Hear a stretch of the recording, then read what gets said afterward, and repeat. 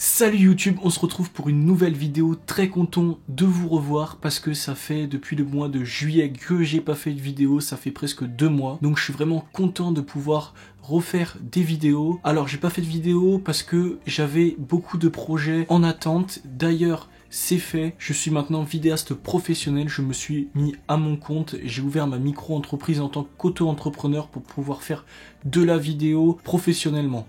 Donc de ce côté-là, je suis très content et je voulais vous l'annoncer. On ferme la petite parenthèse et on peut maintenant passer au sujet principal de la vidéo qui est d'améliorer les vidéos prises avec notre Mavic Mini. Alors comme vous pouvez le voir dans le titre, je vais vous donner 5 tips, c'est-à-dire 5 conseils pour améliorer la qualité de vos vidéos avec le Mavic Mini. Mais ça va se passer en deux parties. La première partie, ça va être des éléments qui vont être à changer sur le Mavic Mini ou à choisir dans les paramètres du Mavic Mini. Alors que la deuxième partie, ce sont des conseils qui sont applicables avec tous les drones. Allez, j'ai fini, on passe tout de suite au premier tips, qui est de varier les modes de vol. Alors comme vous pouvez le savoir ou pas d'ailleurs, le Mavic Mini possède plusieurs modes de vol, il en possède 3. D'abord, qu'est-ce qu'un mode de vol? Un mode de vol, il va être choisi dans l'application DJI Fly quand on va voler. Ce mode de vol, il va interférer sur la vitesse d'exécution du drone. C'est-à-dire, je m'explique que quand on va monter un joystick de la même façon, pour les 3 modes de vol différents, le drone va aller plus ou moins vite. Alors le premier mode de vol, ça va être le mode P, position, qui est le mode classique. Quand on reçoit le Mavic Mini et qu'on le fait voler, il est sur ce mode de vol, on va dire qu'il est entre les deux, il ne va pas trop vite et il ne va pas trop lentement. Ensuite il y a le mode C, le mode Cine Smooth, qui lui va ralentir considérablement la vitesse du drone. Et à l'inverse, il y a le mode de vol S, c'est-à-dire le mode sport, où là le drone va aller beaucoup plus vite. Alors pourquoi je vous parle de ça? Alors tout simplement pour 2 raisons. La première, c'est qu'il va falloir adapter son mode de vol à son type de vol qu'on va effectuer. Je m'explique. Si par exemple on veut filmer un sujet en mouvement et qu'il est très proche de nous et qu'on veut faire une rotation juste autour de lui, alors ça pour moi c'est un mouvement qui va être compliqué à réaliser, donc il vaut mieux utiliser le mode C, le mode Cine Smooth, car le drone va aller beaucoup moins vite et le mouvement à réaliser sur les joysticks va être plus simple. Au contraire, si on veut que le drone aille vite, qu'on veut filmer quelque chose en mouvement qui va très vite, comme par exemple une voiture, un vélo, là il va falloir utiliser le mode sport pour que le drone aille plus vite et que ça soit plus simple. Alors je vous conseille de favoriser les mouvements plus simples quand on va utiliser le mode sport parce que ça va être beaucoup plus difficile à exécuter. La deuxième raison, c'est qu'il faut varier les plans quand on va réaliser notre vidéo. Je m'explique. Si on réalise le film après au montage, il va nous falloir des plans plutôt rapides, des plans plutôt lents. Et c'est là que les modes de vol vont intervenir parce que si on réalise que des plans avec le mode sport, on va avoir des plans qui vont aller très vite tout le temps et là ça va pas être agréable à l'œil, la vidéo ne va pas avoir de rythme, ça peut partir doucement puis accélérer ou à l'inverse ça peut partir très fort et puis avoir des plans plus calmes. Donc je vous conseille vraiment de varier vos plans, de prendre des plans avec une vitesse élevée en mode sport mais aussi des plans avec une vitesse plus lente pour après au montage pouvoir réaliser une vidéo avec du rythme et qui va être agréable pour les spectateurs. On passe au deuxième tips. Ce deuxième tips est très simple parce qu'il va juste falloir changer un paramètre dans l'application. Alors ce paramètre c'est quoi? Ça va être de débloquer la gimbal pour qu'elle puisse aller au-dessus des 0 degrés. Alors je sais pas si vous voyez, mais on peut aller jusqu'à 90 degrés avec la gimbal, c'est-à-dire qu'on peut la descendre et on va voir à 90 degrés le sol, ou alors on peut l'incliner comme on veut jusqu'à 0 degrés.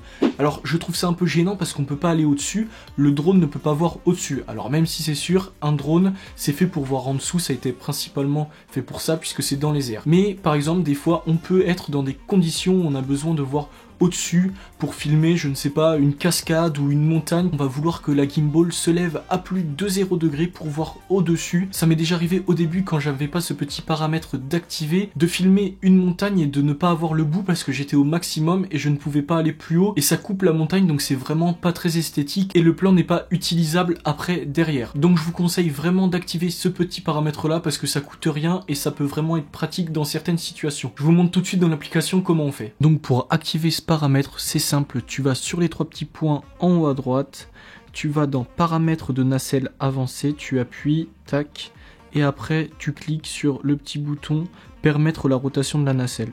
Et voilà. Troisième tips, et je pense qu'il va y avoir débat sur ce conseil que je vais vous donner parce que chacun a ses avis, donc c'est normal, mais moi j'ai choisi de filmer en 2,7K à 25 images par seconde.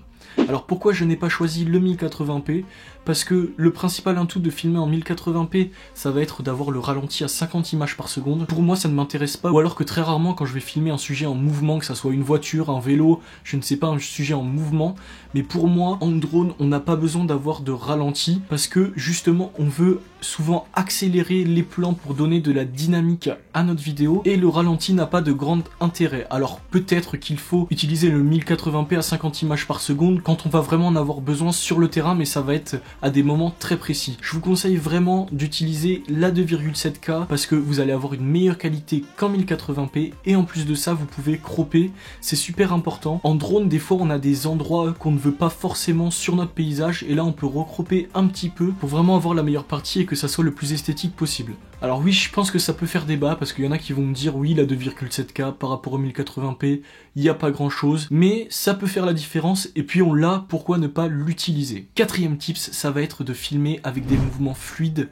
longs et réguliers. Vous pouvez avoir la meilleure caméra avec le meilleur drone. Si vos mouvements sont saccadés, qui sont pas assez longs, vous allez avoir un rendu complètement pourri. Alors que si vous avez un drone pas forcément professionnel, mais un drone comme notre Mavic Mini, et que vous avez des beaux mouvements fluides dans le timing et très long pour que le spectateur ait le temps de voir, là votre plan prend beaucoup de qualité et c'est hyper important. Alors c'est pour tous les drones ce conseil, mais utilisez vraiment si besoin le mode Cine Smooth comme je l'ai dit avant, pour avoir des mouvements fluides et réguliers, pour qu'après au montage ça soit simple, parce que quand on voit au montage un petit mouvement saccadé, et bien ça gâche le montage et puis ce plan n'est pas exploitable. Donc essayez d'utiliser au maximum avec parcimonie les joysticks. Bon, je sais pas si vraiment ça veut dire quelque chose, mais utilisez les joysticks comme il faut, allez doucement. Si vous n'arrivez pas à faire des plans compliqués, gardez des plans simples avec des mouvements réguliers et continus, et ça sera beaucoup mieux pour les spectateurs et pour vous. D'ailleurs, n'hésitez pas à vous abonner parce que je vais bientôt sortir une vidéo sur comment avoir des mouvements fluides et non saccadés, c'est-à-dire un petit plan d'entraînement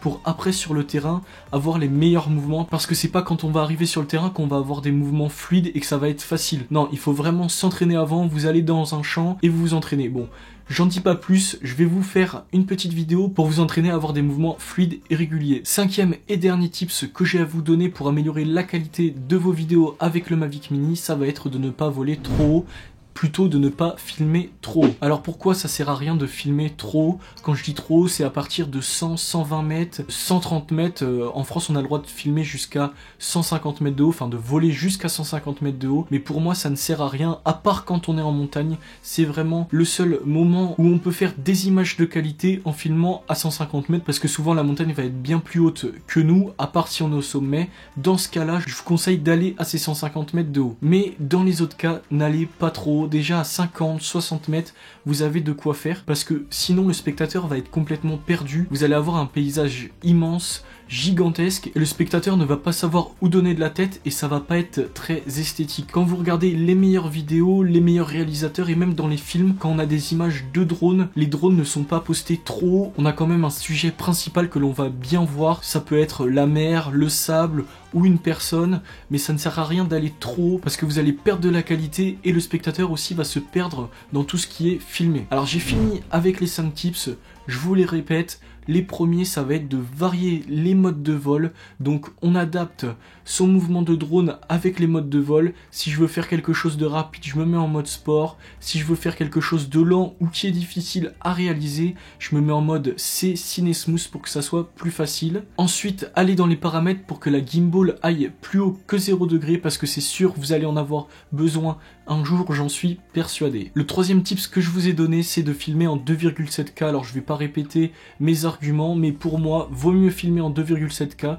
C'est la qualité maximum que peut avoir le Mavic Mini, donc il faut l'utiliser. On veut des vidéos de meilleure qualité, on utilise la meilleure qualité, ça semble logique. Ensuite, le quatrième tips, ça va être d'avoir des mouvements fluides, longs et réguliers. Comme je vous l'ai dit, un beau mouvement bien régulier, bien fluide, ça va être très agréable pour les spectateurs, et au contraire, un mouvement qui est saccadé, là le spectateur il va quitter direct la vidéo, et même pour vous, après, si vous voulez regarder vos prises de vue, là ça sera bien plus agréable avec un mouvement fluide et régulier. Dernier tips que je vous conseille, ça va être de ne pas aller trop haut, parce que vous allez vous éloigner de votre sujet, et le spectateur va être un peu perdu dans votre prise de vue. Alors ça y est, j'ai fini avec cette vidéo, très content de vous retrouver sur YouTube et j'espère que ça va continuer toutes les semaines. Si elle t'a plu, qu'elle t'a aidé, tu peux mettre un petit like, ça coûte rien et moi ça me fait vraiment plaisir de voir que vous aimez mes vidéos. Ensuite, n'hésite pas à t'abonner et à activer la cloche parce que je vais sortir de plus en plus de vidéos. Voilà, j'ai dit toutes les semaines, au maximum toutes les 2 semaines si je suis un peu overbooké on va dire. Mais voilà, abonne-toi, like et puis même laisse un petit commentaire si t'as d'autres idées à me donner ou des questions, n'hésite pas. J'ai fini, ciao.